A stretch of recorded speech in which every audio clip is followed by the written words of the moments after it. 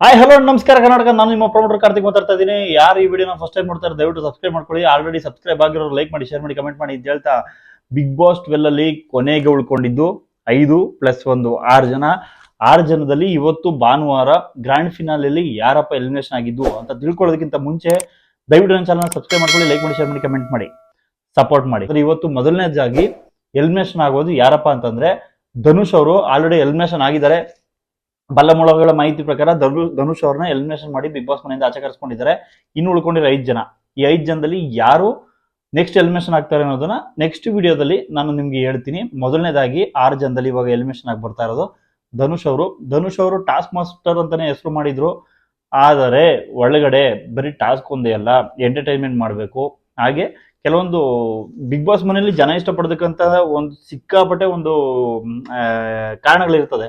ಬರೀ ನೀ ಗೇಮ್ ಮಾಡ್ಕೊಂಡೆ ಬಿಗ್ ಬಾಸ್ ನ ಗೆಲ್ಲೋದಾಗಿದ್ರೆ ಎಲ್ಲ ಬಂದು ಸ್ಪೋರ್ಟ್ಸ್ ಮ್ಯಾನ್ಗಳನ್ನ ಹಾಕ್ಬಿಡ್ತಿದ್ರು. ಎಲ್ಲಾ ತರದ ವ್ಯಕ್ತಿತ್ವಗಳನ್ನ ಹಾಕ್ತಿದಾರೆ ಅಂತಂದ್ರೆ ನೀನು ಜನಕ್ಕೆ ಯಾವ ತರ ಎಂಟರ್ಟೈನ್ಮೆಂಟ್ ಮಾಡ್ತೀಯಾ ಅನ್ನೋ ಒಂದು ಪರ್ಪಸ್ ಮೇಲೆ ನಿನ್ನ ಒಳಗಡೆ ಬಿಗ್ ಬಾಸ್ ಮನೆ ಒಳಗಡೆ ಬಿಟ್ಟಿರ್ತಾರೆ. ಆ ಎಂಟರ್ಟೈನ್ಮೆಂಟ್ ಮಾಡೋದ್ರಲ್ಲಿ ನೀನ್ ಸೋತಿದ್ಯಾ, ಆದ್ರೆ ಗೇಮ್ ಅಲ್ಲಿ ತುಂಬಾ ಚೆನ್ನಾಗಿ ಆಡಿದ್ಯಾ ಧನುಷ್ ಅಂತ ಹೇಳ್ತಾ, ನೆಕ್ಸ್ಟ್ ಯಾರು ಎಲಿಮಿನೇಷನ್ ಆಗಿ ಬರ್ತಾರೆ ಕಮೆಂಟ್ ಮಾಡಿ. ನೆಕ್ಸ್ಟ್ ಎಲಿಮಿನೇಷನ್ ಆಗ್ತಾ ಇದ್ದಂಗೆ ನಿಮ್ಗೆ ಒಂದು ವಿಡಿಯೋ ಮಾಡಾಕ್ತೀನಿ.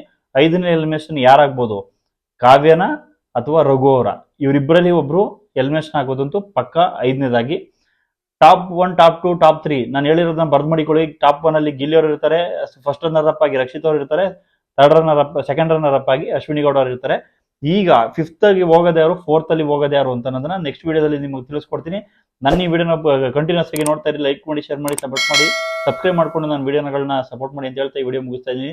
ಎಲ್ರಿಗೂ ಟೇಕ್ ಕೇರ್, ಬಾಯ್ ಬಾಯ್.